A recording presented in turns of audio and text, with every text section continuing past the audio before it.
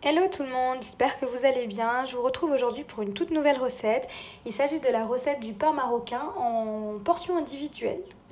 Pour cette recette, on aura besoin de 30 g d'huile d'olive, de 20 g de levure fraîche, de 10 g de sel, de 10 g de sucre, de 250 g de farine et de 250 g de semoule fine, ainsi que 300 g d'eau environ.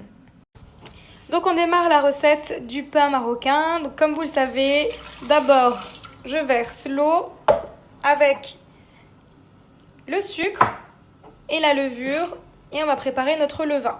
Pour ça, je programme pendant 2 minutes à 37 degrés, donc la température idéale pour la levure, et la vitesse 2. Voici, notre levain est prêt. J'ajoute à présent ma semoule, 250 g, ainsi que 250 g de farine, mon huile d'olive et le sel. Voilà, et c'est parti sans le gobelet doseur en fonction pétrin pour 4 minutes.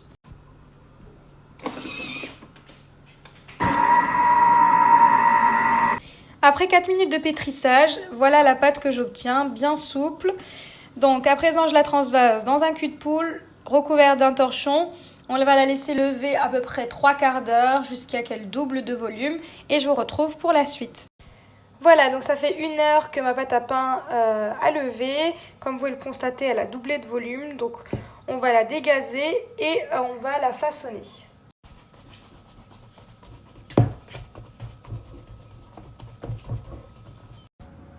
Pour le façonnage, je vais les façonner donc, en des pains individuels d'approximativement 70 à 80 grammes dans un moule grand rond de chez Guy Demal. Je vous avouerai que c'est la première fois que je réalise ce test, donc je vous donnerai mon avis en fin de vidéo.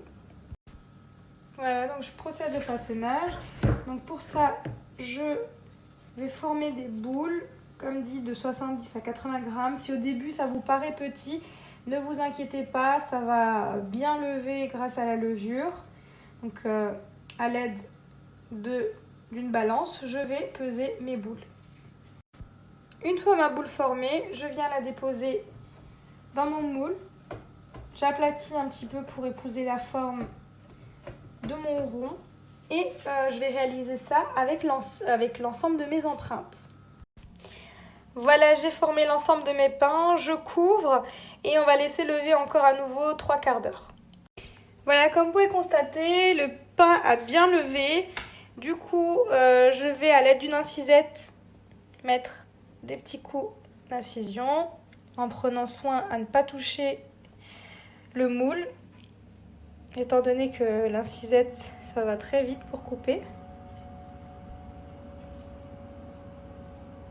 Voilà.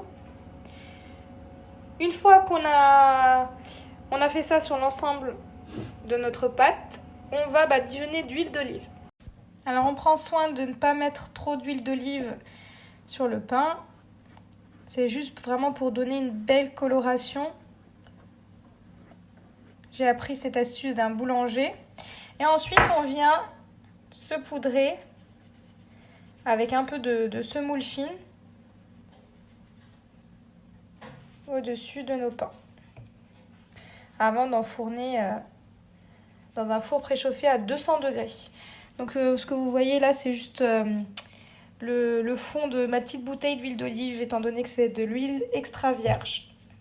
Voilà, c'est parti pour une quinzaine de minutes. On va servir la cuisson, je vous donnerai le temps total de cuisson tout à l'heure. Donc dans un four préchauffé à 200 degrés. Voilà, je vous montre mes pains après 23 minutes de cuisson à 200 degrés. Je vous montre au démoulage ce que ça donne. Ils sont hyper moelleux.